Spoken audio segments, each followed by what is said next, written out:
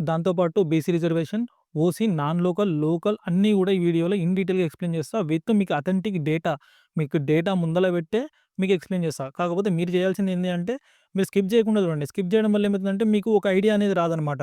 So, మధ్యలో మధ్యలో skip చేసుకుంటూ ఎళ్తే మీకసలకి ఐడియా రాదు. ఇలాంటి ఎవరి వీడియోలు చూసినా గూడా, ఎవరి వీడియోలు పడితే ఆళ్ళ వీడియోలు చూస్తూనే ఉంటారు. సో, ఇక్కడ మీకు ఏదైతే డేటా చూపిస్తున్నానో, ఆ డేటా మొత్తం ఎక్స్‌ప్లెయిన్ చేసి, ఇంకా మీకున్న ఈ డేటా మొత్తం ఎక్స్‌ప్లెయిన్ చేస్తూ మీకెంత కట్ ఆఫ్ ఉంటుంది, ఎవరైతే లీస్ట్ స్కోర్ చేసారో వాళ్ళు గూడా ఎలా వాళ్ళకి జాబ్ వచ్చే అవకాశం ఉందో నేనిప్పుడు ఎక్స్‌ప్లెయిన్ చేస్తా. అది మీకు సింపుల్‌గా అర్థమైపోతుంది.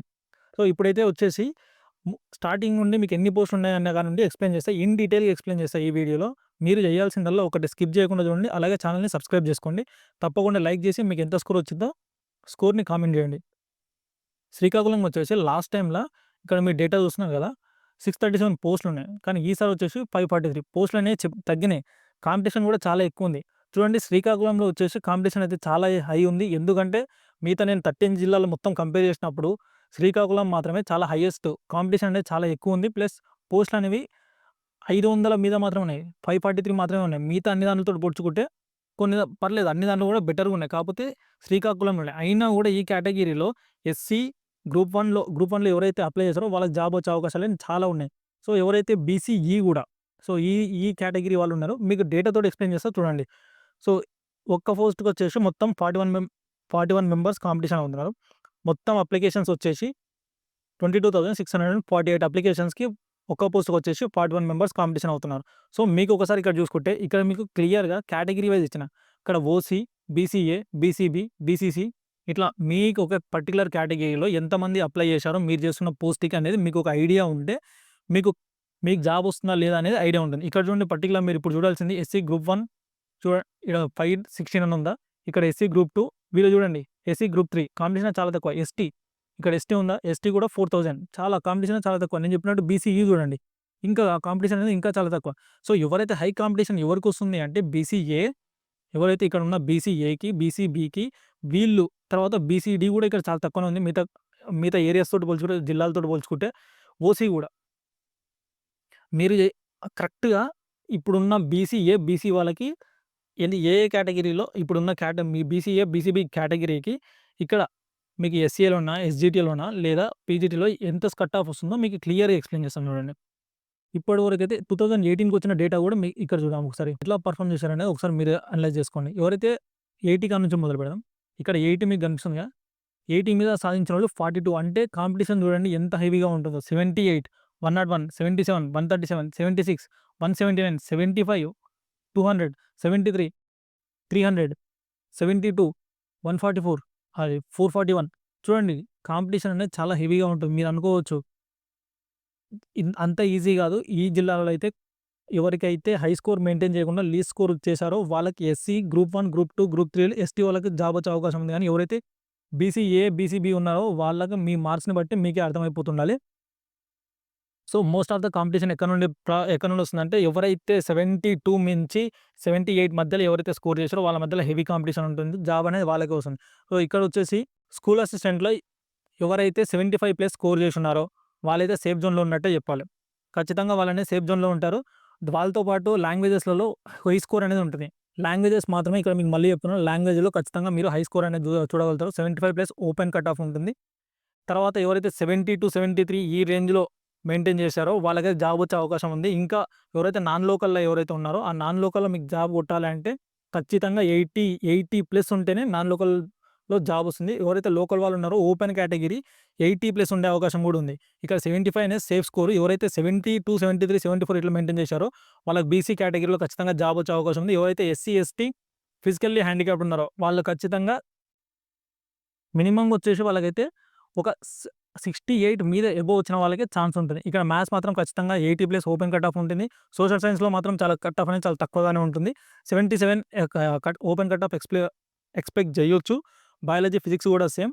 ఎవరైతే ఈ కేటగిరీలో నాన్ లోకల్‌లో కొట్టాలంటే వాళ్ళు ఖచ్చితంగా 80 ప్లస్ అయితే ఖచ్చితంగా నాన్ లోకల్ కింద జాబ్ రావాలంటే 80 ప్లస్ కింద స్కోర్ చేసి ఉండాలి.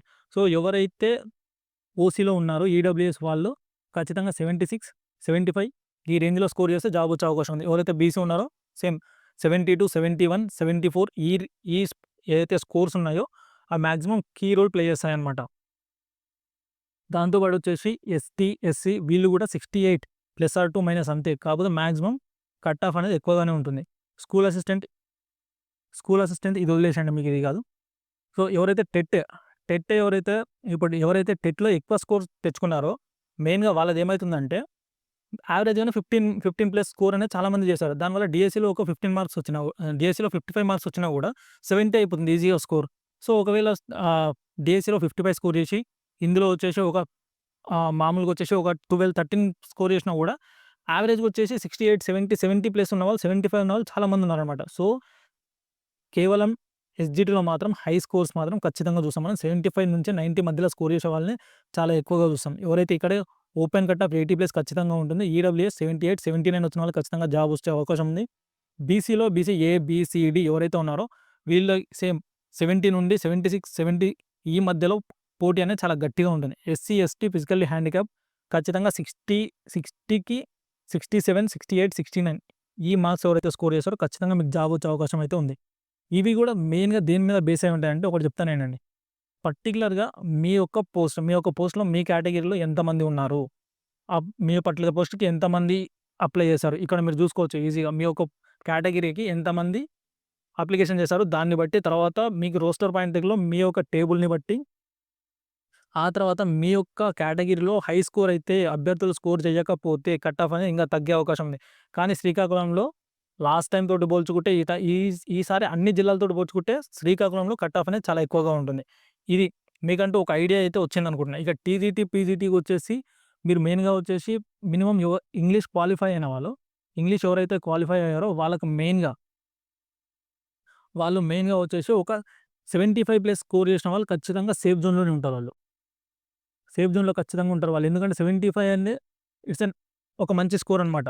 ఎవరైతే ఇంగ్లీష్ క్వాలిఫై అయ్యి బీసీఏ, బీసీడీ ఎవరైతే ఉన్నారో ఈ 65 కాదు. ఇది ఓన్లీ మీకు ఈ 65 ఇక్కడ ఉండదు కట్ ఆఫ్. ఇది వేరేది. కాకపోతే ఎగ్జాంపుల్‌గా తీసుకున్నాను. మళ్ళీ కామెంట్ చేయకండి. మినిమమ్ 70 అబోవ్ వచ్చిన వాళ్ళకి మాత్రమే బీసీఏ, బీసీడీలో ఈ కేటగిరీలో ఖచ్చితంగా జాబ్ వచ్చే అవకాశం ఉంది. ఎవరైతే బీసీఈ ఉన్నారో వాళ్ళకి మినిమమ్ ఒక 70, 69 అట్లా వచ్చినా కూడా జాబ్ వచ్చే అవకాశం అయితే ఉంది. ఎస్సీ, ఎస్టీ, ఫిజికల్లీ హ్యాండిక్యాప్ నేను చెప్పినట్టయితే వీళ్ళకైతే కట్ ఆఫ్ వీళ్ళ దాంట్లో ఎవరైతే హై స్కోర్ ఒకవేళ మెయింటైన్ చేయకుండా ఉంటే ఖచ్చితంగా వీళ్ళకి 68, 67, 69 ఇదే రేంజ్‌లో జాబ్ వస్తుంది. ఈ కేటగిరీ ఏదైనా ఉండండి మీకు సబ్జెక్ట్ వైస్ సోషల్ సైన్స్ ఒకటి తక్కువ ఉంటుంది. మిగతా అన్ని కూడా కట్ ఆఫ్ అనేది ఎక్కువ ఉంటుంది. ఒకటి మీరు గుర్తుపెట్టుకోండి. ఇక్కడ మొత్తం మార్క్స్ మొత్తం ఎవరైతే 68 ± 70-73 ఓపెన్ కట్ ఆఫ్ ఖచ్చితంగా 80+ ఉంటుంది. ఎవరైతే ఓసీలో ఈడబ్ల్యూఎస్ ఎవరికైతే ఉందో వాళ్ళకి ఈ రోల్ అయితే వాళ్ళకి జాబ్ వచ్చే అవకాశం అనేది చాలా ఉందన్నమాట. అది బీసీ కంటే ఇప్పుడు ఈడబ్ల్యూఎస్ ఒకటి రిజర్వేషన్ ఏదైతే ఉందో అది బాగా పనిచేస్తుంది వాళ్ళకి. సో, వాళ్ళకొచ్చేసి 76, 77 ఈ రేంజ్‌లో స్కోర్ చేసిన వాళ్ళకి ఖచ్చితంగా జాబ్ వచ్చే అవకాశం ఉంది. ఇప్పుడు మీరు ఎంత చూసుకున్నా సరే మీ స్కోర్‌ని బట్టి మెయిన్‌గా నేను చెప్తున్నాను మళ్ళీ ఇది మాత్రం స్కోర్ +2- కొంచెం అటు ఇటు ఉంటుంది. మిగతాది మొత్తం కూడా ఖచ్చితంగా ఇదే రేంజ్‌లో మీకు ఉంటదనమాట.